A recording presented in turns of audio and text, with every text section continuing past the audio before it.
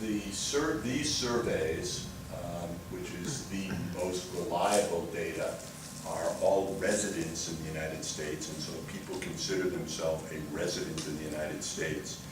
They are included. Now, to go back to the Russian issue, some of our own surveys, when we did the Boston 2005 study, it was very difficult to get.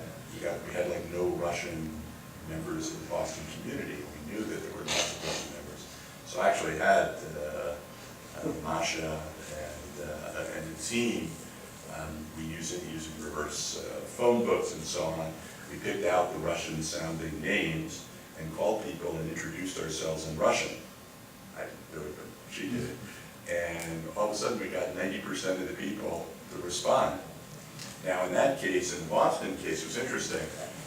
We came up with an estimate from our study that the Russian-speaking community in Boston was about 9,000 individuals out of a population of 210,000 Jews in the Boston area. The Russian community was going to, I think they were going to put out a contract on me, and they said that they had 50,000. Yeah. And well, it turns out, because we also used from this, we had the 2000 census, and we knew where people had been born, and there were only 16,000, 17,000 people. I remember, they were really mad. They were really bad. This I had tough is choice. a very strong Russian community. Yeah, so, but they said 50,000, which was just preposterous, because there were only, according to the census, and you're required by law to fill out the census, there were only 17,000 people who had born in the former former Soviet Union who had emigrated during this period. We eventually adjusted it up to about 12,000, so about 5% of the Boston community, which we think is about right. Remembering that New York, which is the heaviest concentration, probably has up to 20% who came from the FSU. Okay, real quickly, some policy issues.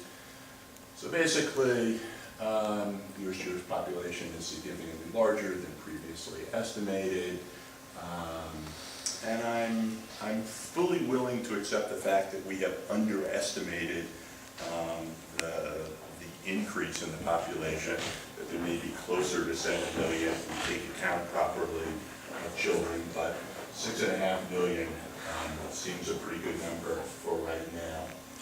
What's also clear is that the majority of Jews are uninvolved in Jewish life. I didn't show you all of the slides, and they lack Jewish education oftentimes to enable them to do that. The majority do not belong to synagogues, participate in Jewish life cycle events, visit Israel. Most Jews do not understand Hebrew, and many are not able to read it.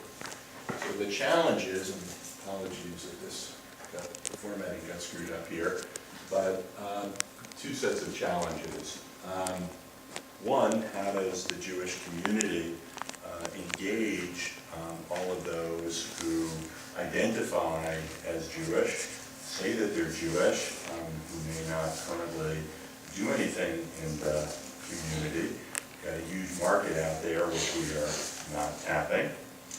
I think a particular challenge is, it's the bottom one here, is how to engage the generation, we call them the millennials, that is actually better educated, has had opportunities to be involved in a large array of educational programs, including Taglit, and are ready for involvement.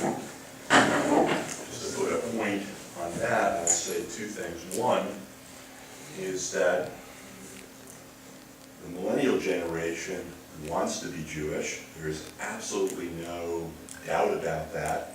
Those who come as part of Taglit come away seeing themselves as Jewish. They vote with their feet. They marry Jews. They get... Why are you identifying the entire millennial generation with those who didn't Taglit? I'll tell you in a second. let me just finish the sentence and I'll say that they want to be Jewish, but they don't want to be necessarily part of Jewish institutions. That's a fair question. Are the 200,000 North Americans who participated in Taqlid, should we talk about them as the entire generation? Well, the reason to talk about them as the entire generation is that it's not just the people who participated in Taqlid who've expressed interest. There are even more people who applied to Taqlid who Taqlid was not able to serve. And one of the things I told you earlier about Taqlid, that I'll call it the baseline intermarriage rate, or the baseline in-marriage rate for those who don't participate in Taqlid is just about 50% Shim B'chutz. Actually, the rate is lower, and the rate has been increased because, anybody want to guess? Non-participants are marrying Bogrei Taqlid. So you have 200,000 who have come back from Taqlid. They want to be Jewish very clearly. They've had this experience. They're voting with their feet by their decisions about marital choice. And in part, they go out and they marry, among others, other people, the non-participants rather, or the participants marry other Jews, including those who weren't on the program. So I think maybe you have a dual challenge. One is the challenge of how to engage those who've been on the program, but also how to engage all of the others who have interest, but haven't had the opportunity to do so. So, thank you. I'm happy to take more questions, challenges, whatever. So the 1 million people you find, the additional 1 million people, Jews you find, they are less committed to the community? Or they are just we didn't reach out to them as numbers? So there are two ways to do this. There are two ways to look at it. One is to go back to this.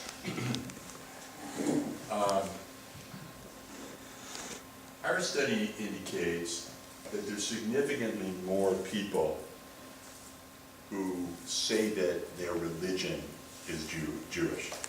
And at least in theory, they should be the easiest ones to reach out to. And there's no question in my mind that the American Jewish community has failed, and the institutions have failed, the federations have failed, the synagogues have failed in creating homes for these people who already identify as Jewish by religion. You mean actual engagement opportunities? Actual engagement opportunities. I mean, the synagogues have become places to educate children rather than homes for people, community homes for people to be part of. And Is that true about the New Wave synagogue as well, the Minyanim, the Chaburot, etc.? well, the question with the Minyanim is, are they sustaining? So you get in every urban area now for young people, you have Minyanim all over the place. Now the question is, what happens when these young people marry and they have families? These Minyanim don't have their own They move to the suburbs. And they And move some to of the them move to the suburbs suburbs. and so on. Now I'm part of a Minyan, but it's not a replica. It's a very stable organization. There are 200 families in it. It's a very stable community.